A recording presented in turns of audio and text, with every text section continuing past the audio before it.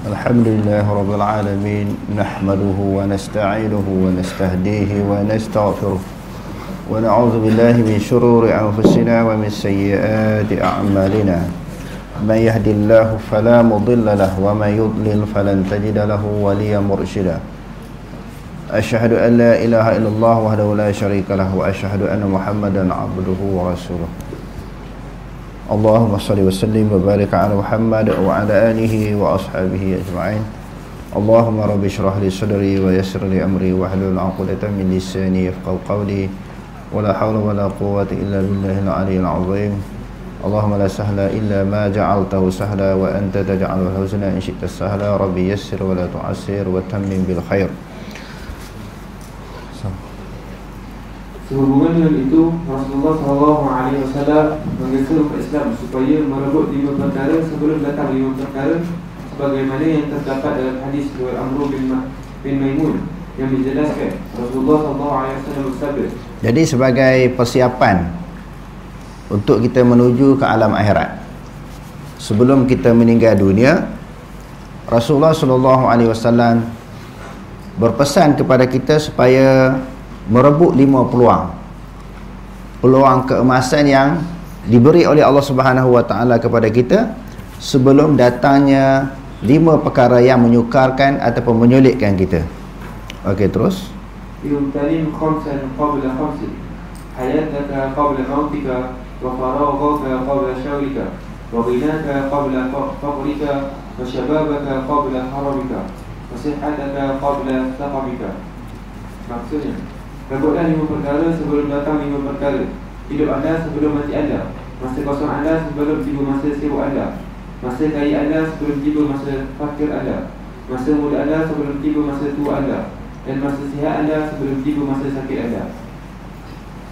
5 perkara yang disebutkan di atas merupakan peluang untuk beramal, mendirikan amalan dan meningkatkan lagi amalan sedia ada. Orang yang luput untuk beramal pada masa hidup sudah tidak ada ruang lagi untuk beramal selepas kematian. Orang yang luput peluang untuk beramal pada masa lapang tidak akan mempunyai ruang untuk beramal pada masa sibuk. Orang yang luput peluang untuk beramal pada masa kaya akan luput peluang untuk beramal pada masa miskin dan jatuh fakir.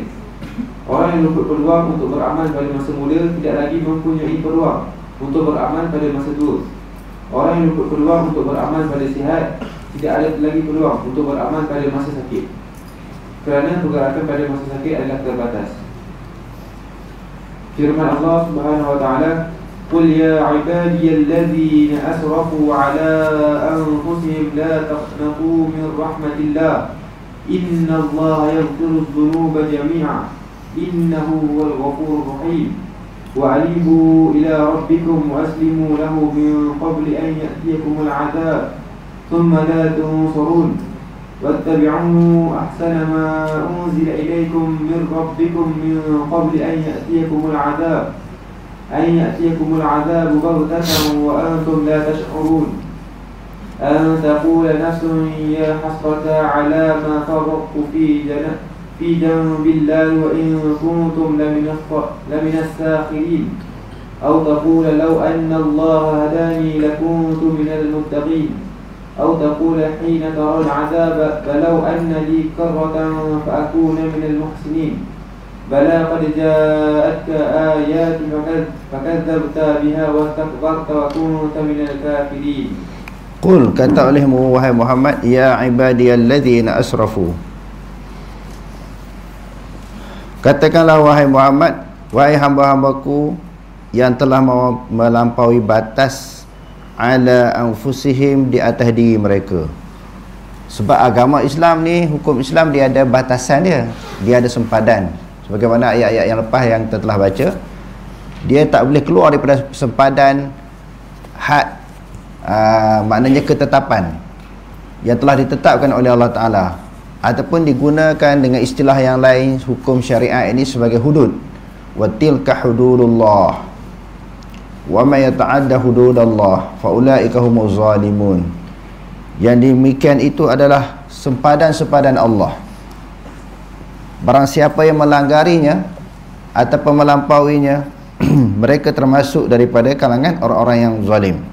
Jadi asrafu ini maknanya melampaui diri mereka dengan tidak melaksanakan apa yang diperintahkan oleh Allah. Maknanya secara ringkasnya orang yang melakukan dosa, kesalahan kepada Allah, melakukan maksiat. Tetapi mereka tetap Allah gunakan istilah hamba, ya ibadi. Allah Ta'ala pujuk orang yang buat maksiat tadi, buat dosa tadi, Allah Ta'ala tetap menggunakan hamba. Sebab hamba Allah Ta'ala ni ada hamba yang beriman, ada yang tak beriman. Daripada kalangan orang Islam pula ada hamba yang betul-betul dia beriman, ada hamba yang fasik. Orang kafir pun termasuk di dalam hamba Allah. Sebab tu dia kata di sini, wahai hambaku yang telah melampaui batas atas diri mereka. Biasalah bila orang buat maksiat, buat dosa ni, dia rasa bersalah. Rasa bersalah tu okey, tapi sehingga tidak ada pengharapan langsung kepada Allah, tak ada mengharapkan keampunan daripada Allah, kasih sayang daripada Allah. Sampai lagu tu tak boleh.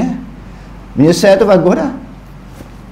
Sebab tu dalam Quran banyak sangat kita jumpa ayat-ayat Quran tentang pengampunan daripada Allah, dan Allah Ta'ala sertakan selepas pengampunan itu dengan kasih sayang. Innallaha ghafurur rahim. Sesungguhnya Allah Subhanahu wa Ta'ala Maha Pengampun lagi penyayang. Sebab tu dia kata, wahai hamba-hambaku yang telah melampaui batas atas diri mereka, la taqnatu min rahmatillah, janganlah berputus asa dengan rahmat Allah. Walaupun dah buat salah tu, menyesal, taubat lagi, esok buat lagi, lepas tu teringat pula, oh bersalah, sampailah kita mati, kena bertaubat sentiasa berdampingi diri dengan Allah. Wa anibu ila rabbikum, maknanya anibu, apa makna anibu? Kembalilah kepada Tuhanmu. Kembali dengan melaksanakan, melakukan dua jenis amalan, amalan zahir dan juga batin. Amalan zahir ini seperti kita kata sembahyang, puasa, zakat, haji, bersedekah, qiyamul lail, selawat, zikir, baca Quran dan sebagainya. Adapun amalan batin ni mahabbatullah, khaufullah, rajaullah, takut kepada Allah, mengharapkan Allah, raja, dan juga kasih kepada Allah Ta'ala. Bukan saja takut, Allah Ta'ala ni dalam Quran dia tak suruh hamba-hamba Allah Ta'ala ni takut je, kena ada sayang. Dan juga dalam waktu yang sama ada sifat pengharapan, raja. Dosa banyak, salah banyak, tapi insya-Allah Allah Ta'ala Maha Pengampun. Kena ada pengharapan, maknanya menaruhkan harapan yang tinggi kepada Allah Ta'ala untuk mengampun sesuatu dosa yang kita lakukan. Innallaha yaghfiru dzunuba jami'a. Allah Ta'ala kata, wahai hamba-hambaku, sesungguhnya Allah Ta'ala mengampun dosa-dosa semuanya. Semuanya tak kira lah, kecuali syirik je. Allah Ta'ala mengampun dosa selain daripada syirik. Syirik dia tak ampun. Maknanya syirik ni kerana terkeluar daripada agama Islam, dia kena mengucap balik, lepas tu baru dia bertobat. Innallaha ghafurur rahim, sesungguhnya Allah Ta'ala Maha Pengampun lagi penyayang. Wa anibu ila rabbikum. Anibu ni maknanya kembalilah kamu. Bila orang buat dosa maksiat, dia dah jauh, dia lari.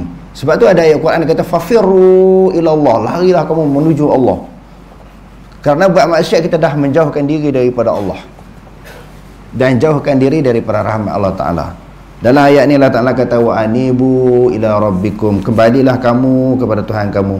Buat dosa tadi kamu dah lari, dah jauh, dah lari, lagi buat banyak, lagi bertambah, lagi bertimbun, lagi jauh dengan Allah. Jadi kembali kepada Tuhan kamu. Wa aslimulah, serah diri, selenda, ya Allah. Takut ni, takut azab, takut neraka, seksa kubur. Aslim bimakna al-istislam. Islam dengan makna serah diri, dah lari jauh dah dengan Allah Ta'ala, buat maksiat, serah diri lah depan Allah Ta'ala. Allah Ta'ala ampunlah dosa aku. Serah diri ni tak boleh nak lari, nak lari ke mana?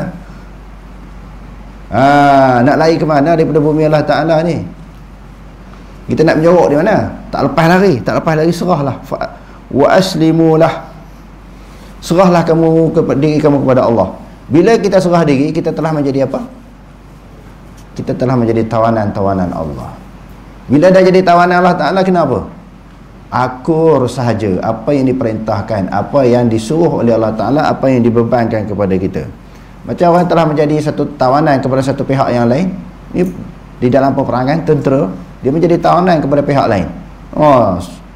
Pihak yang menawan dia suruh buat apa, dia kena buat. Kalau tidak, kena bunuh. Dia kena seksa dan sebagainya. Dia kata, serahlah diri kepadanya min qabli an ya'tiya ahadukum min qabli an ya'tiyakumul azab. Sebelum datangnya kepada kamu oleh azab, summa tunsurun. Kemudian kamu tak ditolonglah. Dah kena azab, Allah Taala tak tolonglah. Allah Taala nak tolong sekarang ni sebelum kena. Bertaubat, insaf kepada Allah, kembali kepada Allah.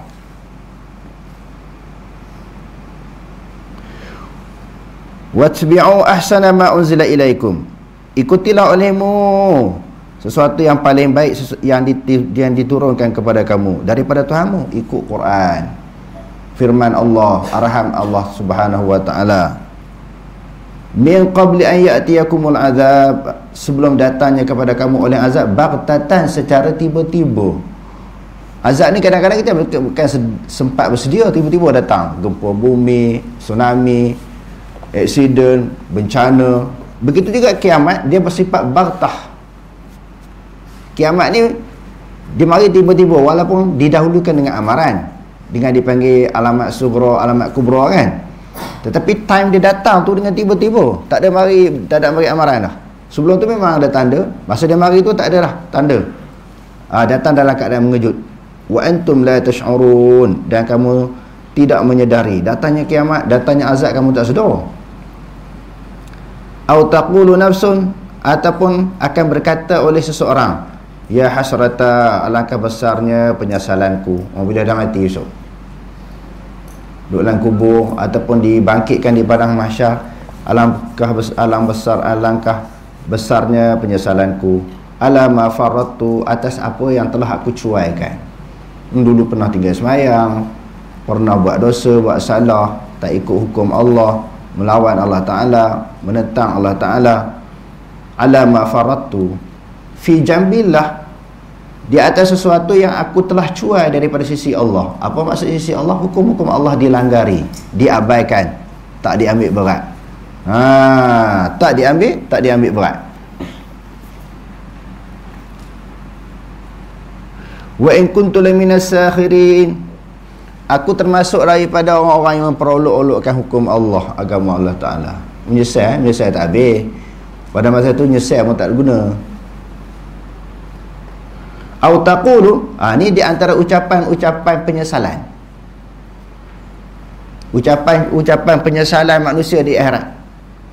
Tadi dia kata, aku telah cuai sesuatu yang datang daripada sisi Allah. Aku termasuk orang yang memperolok-olokkan hukum Allah, agama Allah.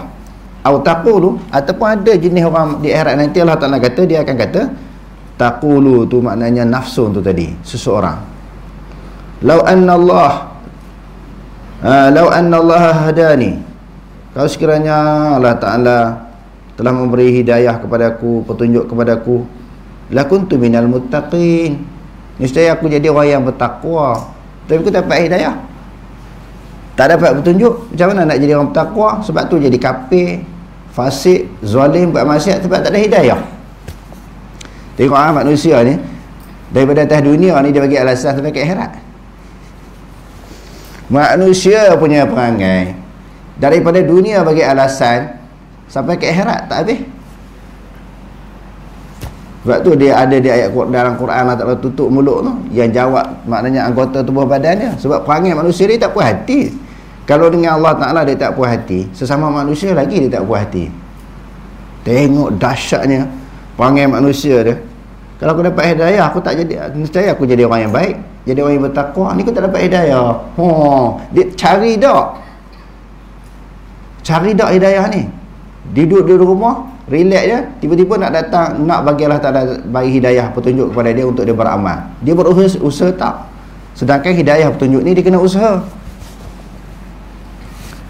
Au taqulu, tengok, ini Allah Ta'ala bagi dedahkan, bongkarkan alasan-alasan yang akan dikemukakan oleh manusia di akhirat. Allah Ta'ala bongkarkan alasan-alasan yang akan dikemukakan oleh manusia di akhirat. Au taqulu hina taron azaba, ataupun dia kata ketika dia melihat akan azab, lau anna li qarratan, kalau aku boleh hidup atas dunia balik, kan comel. Baiknya kalau aku dapat hidup atas dunia balik, fa akuna minal muhsinin, nescaya aku nak buat sesuatu yang baik. Aku termasuk daripada kalangan orang-orang yang melakukan kebaikan. minta doa pada Allah Ta'ala nak hidup semula, nak semayang balik. Hak tinggal semayang, hak tinggal puasa, nak puasa balik. Hak semalam kita baca, kalau yang tak sedekah, dia minta takhirkan. Ini orang munafik, jangan mati ketika itu, lewat sikit aku nak bersedekah ni. Andai kata dia dipanjangkan umur, dia pelewatkan nyawa dia, ajar dia, dia tak buat juga. Hak orang munafik ni dia lambat, ditempohkan sejam, lepas tu baru mati pula, ataupun sehari, seminggu, sebulan baru mati pula. Dia tak buat juga.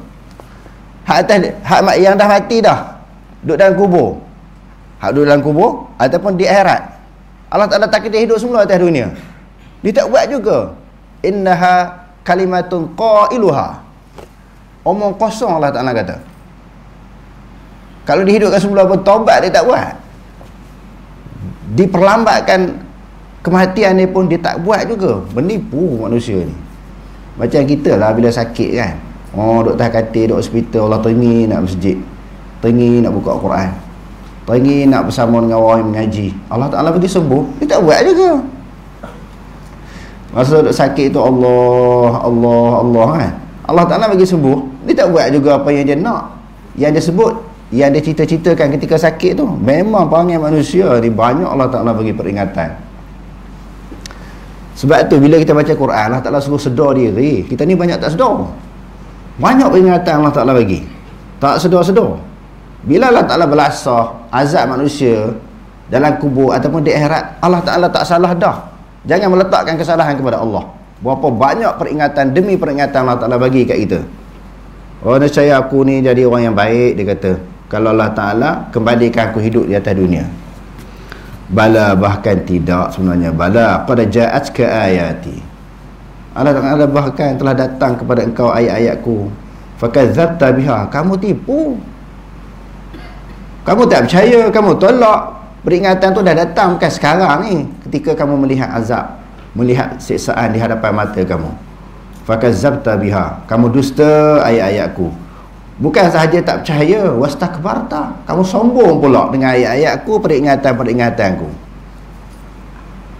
Jadi Allah Ta'ala ni dengan sifat rahmat kasih sayang Allah Ta'ala, seseorang yang dicampak dalam neraka tu hak teruk jahat sangat, hak tak ada ruang hidayah masuk dalam hati dia. Yang Allah Ta'ala masuk dalam neraka ni, tak ada ruang hidayah masuk dalam hati dia. Dilawan tak habis-habis, lepas lawan, dia tak berhenti daripada menentang. Wa kunta minal kafirin, kamu daripada orang kafir lah. Terus sembang lah, bagi peringatan demi peringatan, kamu tak nak ikut. Terimalah balasan yang disediakan oleh Allah. Okey, terus Sakaratul maut. apa makna sakaratul maut yang kita sebut semalam? Kesakitan, penderitaan, kesusahan berhadapan dengan kematian. Walaupun tu orang tu baik, apatah lagi hak yang tak baik kan, hak baik pun mesti sakit. Itu juga dialami oleh Nabi manusia yang paling baik, paling disayangi oleh Ta'ala, tapi terasa kesakitan maut itu. Sebab itu Allah Ta'ala sebut dengan perkataan apa mati ni? Kullu nafsin dha'iqatul maut. Setiap yang bernyawa akan merasai. Rupanya rasa, ada rasa. Sebab tu saya selalu sebut, dah muhasabah diri sendiri, baca Quran dengan tengok dengan mata sahaja. Quran ni dia tengok dengan mata hati, baru kita faham betul-betul. Ni banyak orang baca Quran kan, tapi dia tengok dengan mata saja. Dekat nak bulan puasa ni, dia pederah baca, nak jadi imam ni bulan puasa. Tadi dengar surah Al-Baqarah tadi habis dah. Dengan mulut lancar, kalau jadi imam tak sangkut dah lah, okey dah. Tapi ayat Quran yang kita baca tu kita faham tak? Ataupun nak dapat sagoti bulan puasa kan, jadi imam wakil sekolah kan, hantar wakil sekolah kan, masjid nu surah ni orang bayar duit. Kerana tu ngapai di mana kita mengaji innamal a'malu binniyat. Kita semua ibadat termasuk baca Quran ni kerana Allah, bukan kerana siapa surat. Sagoti orang nak bagi tu, dah lari dah kita punya niat. Dia pulung sakan. Tengok dekat bulan puasa ni, semua pakat tawar diri. Walaupun hak sangkut banyak. Sekali dia baca berbelah-belah, dia sangkut. Dia tahu, ustaz, anak masjid mana nak hantar? Hari tu ada 3 juzuk baru hafal, dah lah sangkut pula tu. Dia offer diri dia nak jadi imam, tak kemalu. Sebab dia nampak siapa surat tu. Oi, bahaya kalau didik hati macam tu. Awal-awal lagi nak kena betul dah niat. Besok dah jadi ustaz, jadi tok guru, lagi niat dia dah lari, lagi niat dia dah rosak. Bukan kerana Allah, kerana imbuhan dunia. Dalam ayat ni dikata sakaratul maut, maknanya gelombang kematian. Dia akan rasa kesakitan berhadapan dengan kematian. Okey, terus. Sakaratul maut merujuk kepada kesusahan yang dialami oleh seseorang di saat hendak meninggal dunia ketika dicabut nyawa daripada badan. Banyak dalil yang menjelaskan kewujudan sakaratul maut. Antaranya ialah wa man azlamu mimman iftara 'ala Allahi kadhiba aw qala uhiya ilayya wa lam yuha ilayhi shay'un wa man qala sa'unzilu mithla ma anzala Allah walau tara idh zalimuna fi ghamaratil maut wal malaikatu basitu aydihim akhriju anfusakum al-yawma tujzauna 'adzabal huni bima kuntum taquluna 'ala Allahi ghairal haqq wa kuntum 'an ayatihi tastakbirun. Wa man azlamu, dan siapakah yang lebih zalim, mimman iftara 'ala Allahi kadhiba, daripada orang-orang yang mengadakan dusta terhadap Allah Ta'ala. Maknanya dia mengatakan terhadap Allah Subhanahu Wa Ta'ala sesuatu yang tak disebut oleh Allah. Dia membuat suatu andaian kepada Allah, membuat suatu tanggapan yang buruk kepada Allah Subhanahu Wa Ta'ala. Itu satu golongan. Siapa lebih zalim? Orang yang mengadakan dusta terhadap Allah. Golongan yang kedua, Allah Ta'ala kata au qala uhiya ilayya, orang yang berkata diwahyukan kepada aku. Siapa dia? Musailamatul Kazzab. Dia mengaku dia Nabi, dia mengaku dia diturunkan wahyu oleh Allah. Musailamatul Kazzab. Walam yuha ilaihi syai'. Allah, sedangkan tidak diwahyukan kepadanya, Musailamatul Kazzab tu sesuatu pun tak diwahyukan. Cuba dia kata aku pun dapat wahyu juga. Bila dia kata dia dapat wahyu, dia pun Nabi juga. Dia pun di dalam kitab tafsir ada sebutlah beberapa surah yang direka sendiri. Dia kata ni ayat Quran ni sebab aku dapat wahyu. Tetapi Quran ni Allah Ta'ala dah jamin, inna nahnu nazzalna zikra wa inna lahu lahafizun. Allah Ta'ala jaga Quran ni. Orang cuba nak selewing, nak tokok tambah, nak ubah, memang tak akan berjaya sehingga hari kiamat. Tidak diwahyui kepada dia sesuatu pun. Wa man qala, ataupun ada di kalangan manusia ni kata sa'unzilu misla ma anzalallah, aku boleh turunkan ayat Quran sebagaimana yang Allah Ta'ala turunkan. Tiga golongan tadi, mengadakan dusta terhadap Allah, mengaku jadi Nabi, dan dia mengaku dia boleh buat macam Tuhan buat. Turun Quran sebagaimana yang diturunkan oleh Allah. Jadi Allah Ta'ala kata walau tara zalimuna, walau tara idh zalimuna, kalau kamu melihat orang-orang zalim fi ghamaratil maut, pada keadaan gelombang sakaratul maut, dekat-dekat nak mati tu, kalau kamu boleh lihat, Allah Ta'ala kata wal malaikatu basitu aydihim, malaikat menghamparkan sayapnya untuk nak belasah dia. Macam orang nak penampar orang buka tangan kan, malaikat kita tak tahu macam mana, tapi kalau orang ni nak tampar dia buka dulu, malaikat menghamparkan sayapnya untuk belasah. Akhriju anfusakum, roh kamu keluar sendirilah.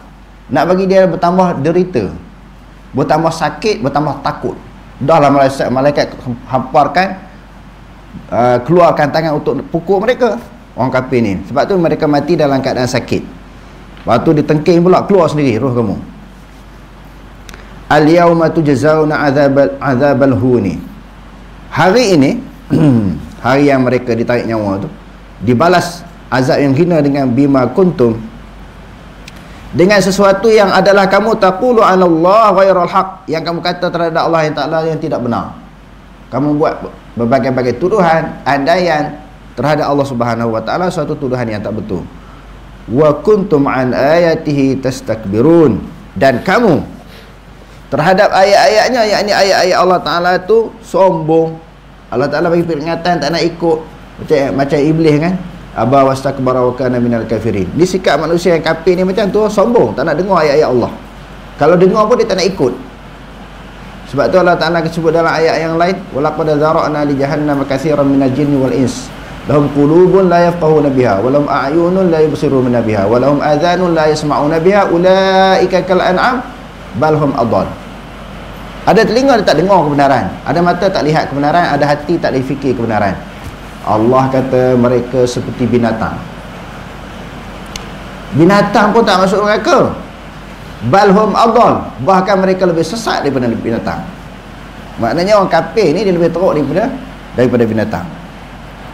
Okey, terus firman Allah Subhanahu wa taala, qad ya'lamu Allahu al-mu'awwiqina minkum wal qa'ilina li ikhwanihim halumma ilayna wa la ya'tuna al-ba'sa illa qalila ashihatan 'alaykum fa idza jaa'a al-khawf ra'aytahum yanzuruna ilayka taduru a'yunuhum kalladhi yusha 'alayhim min al-maut فإذا ذهب الخوف سلقوكم بألسنة حداد أشحة على الخير أولئك لم يؤمنوا فأحبط الله أعمالهم وكان ذلك على الله يسيرا. Boleh belakang boleh tengok ya? Orang yang tengok live ni okey? So okey ya? Tak ada gangguan apa hujan dulu. Qad ya'lamullahu al-mu'awwiqina minkum. Sesungguhnya telah mengetahui oleh Allah Ta'ala golongan yang menghalang daripada kalangan kamu wa qailina li ikhwanihim. Menghalang di sini menghalang sahabat-sahabat mereka, teman-teman mereka untuk pergi berperang. Dan orang yang berkata bagi saudara mereka halumma ilaina, marilah kepada kami. Wala ya'tunal ba'sa illa qalila. Mereka tidak datang. Al-ba'sa di sini maknanya bahaya, iaitu peperangan. Tak pergi berperang melainkan sedikit sangat.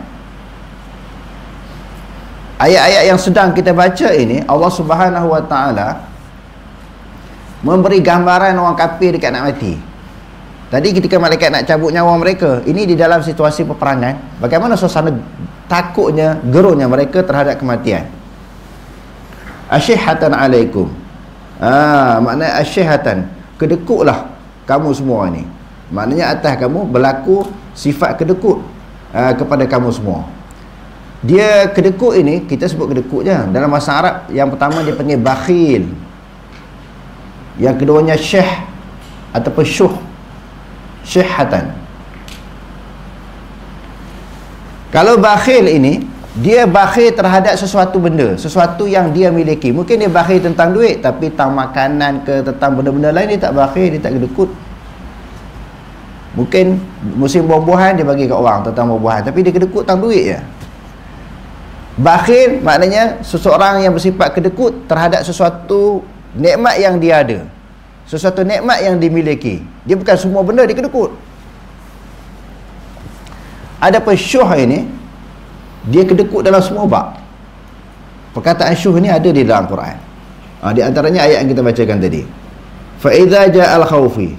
Sebab apa kedekut? Sebab orang munafik ni di antara sifat yang ada pada mereka, selain daripada muzabzabin, berpura-pura, selain daripada wa idza qamu ila shalah qamu qusala, bila mereka nak mendirikan sembahyang bangun di dalam keadaan malas.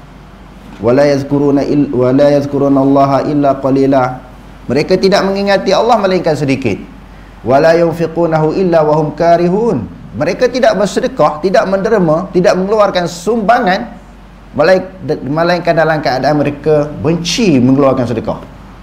Sebab tu dalam ayat ni Allah Ta'ala kata mereka kedekut di dalam nak melakukan kebaikan. Fa idza ja'al khawfu ra'aitahum, bila datangnya saat mereka nak meninggal dunia, khauf maknanya takut.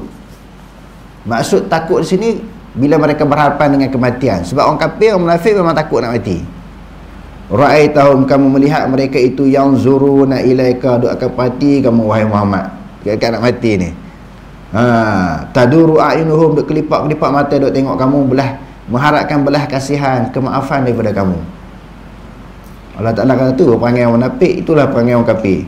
Kalladhi yursha alaihi minal maut, sebagai orang yang pitam apabila berlaku hampir kematian kepada dia. Kan orang bila sakit ni dekat nak mati dia pitam. Begitulah keadaan orang munafik dekat nak mati. Fa idza dhahabal khawfu, Apabila hilanglah, lenyaplah oleh ketakutan, salaqukum mereka akan menghina, mencaci kamu, Muhammad dan juga orang beriman. Bila takut jumpa Nabi, mengharapkan belah kasih daripada Nabi. Bila selamat daripada ancaman, mereka hina Nabi.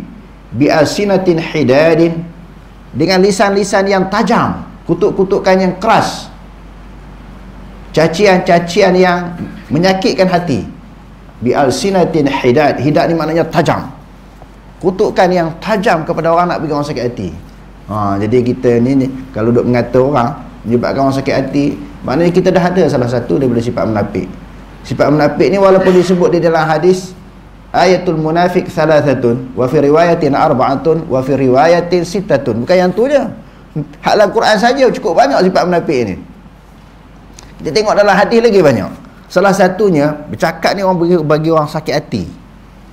Kalau kita ada perasaan tu, perbuatan itu, sifat itu, kita memiliki salah satu daripada sifat munafik. Memberi dengan lisan mereka dengan yang tajam, bagi kritikan yang keras kepada orang, menyebabkan orang sakit hati. Dia berbeza dengan teguran, berbeza dengan nasihat. Kutuk, teguran, nasihat lain. Kutuk ni memang mencaci orang, tidak ada unsur-unsur nasihat, bimbingan nak bagi orang sedar, bukan. Dia nak bagi sakit hati. Asyihatan alal khair, mereka ini juga adalah bakhil daripada melakukan kebaikan.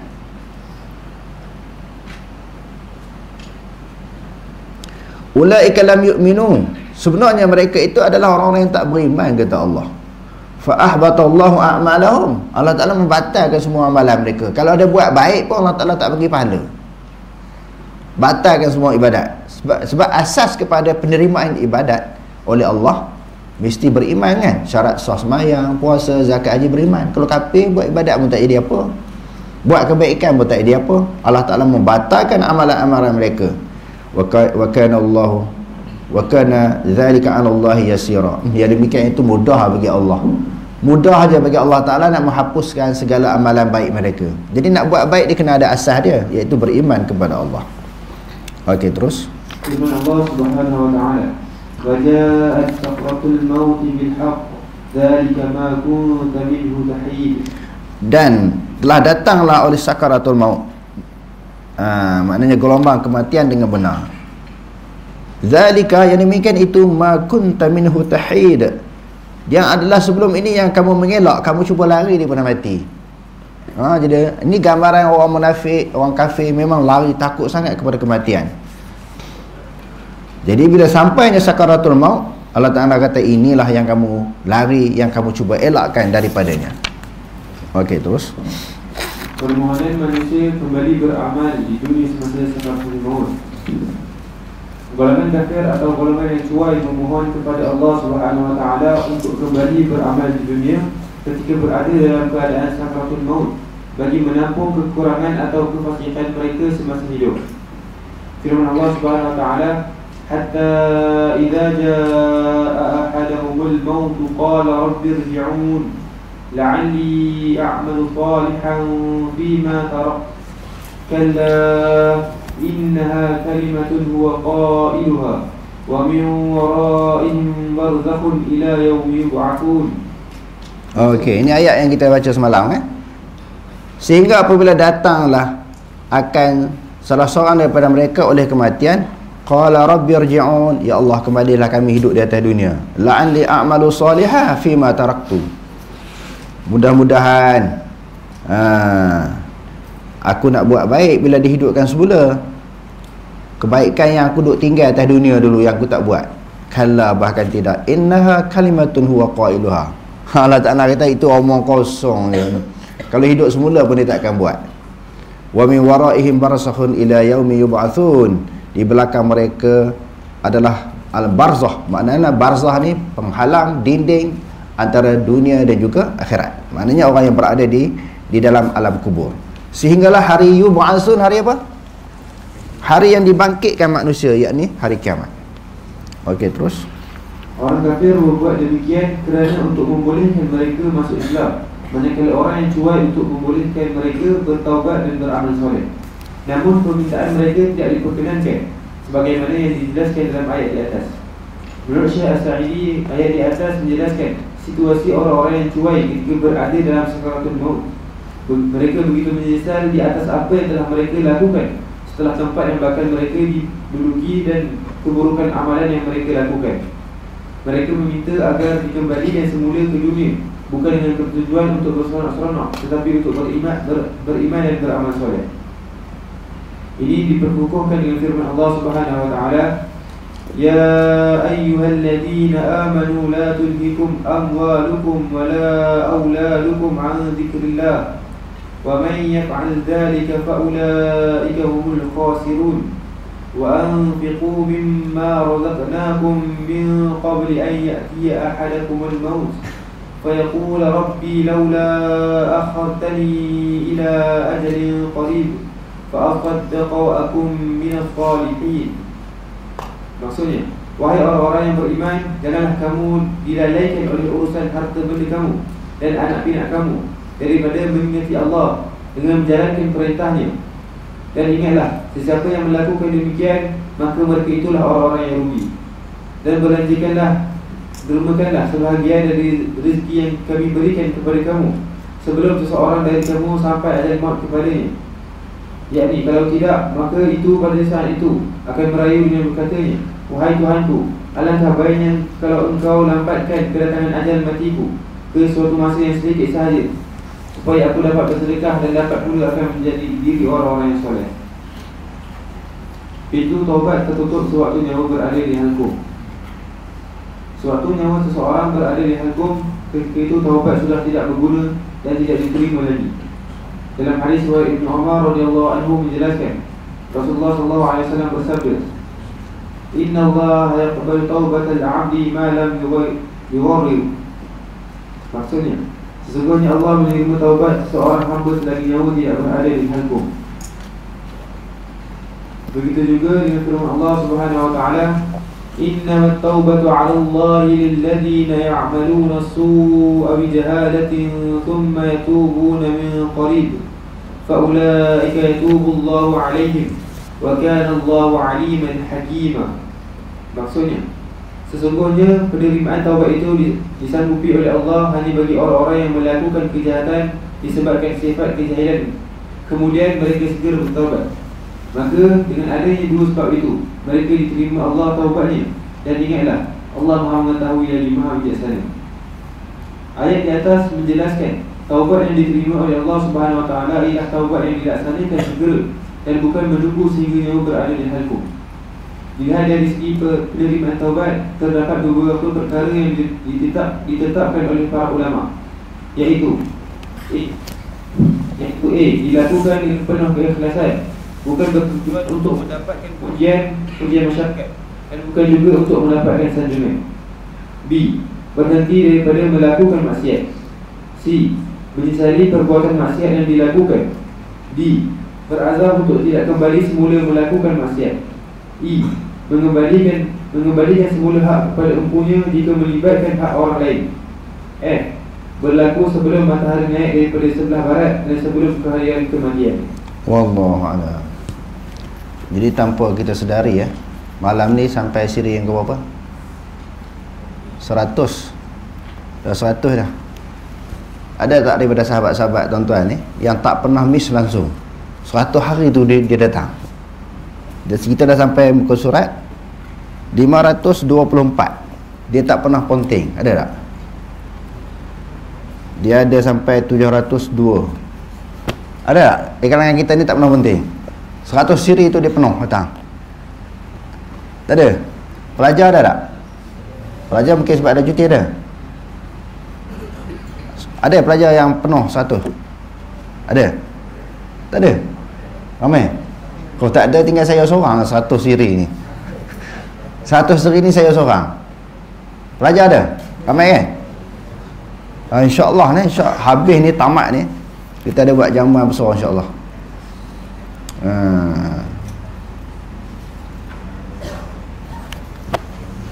Jadi insyaAllah mula pada malam ni cuba lazimkan, cuba wajibkan, cuba usahakan supaya tidak penting walaupun sehari sampai kitab ini dihatamkan insyaAllah.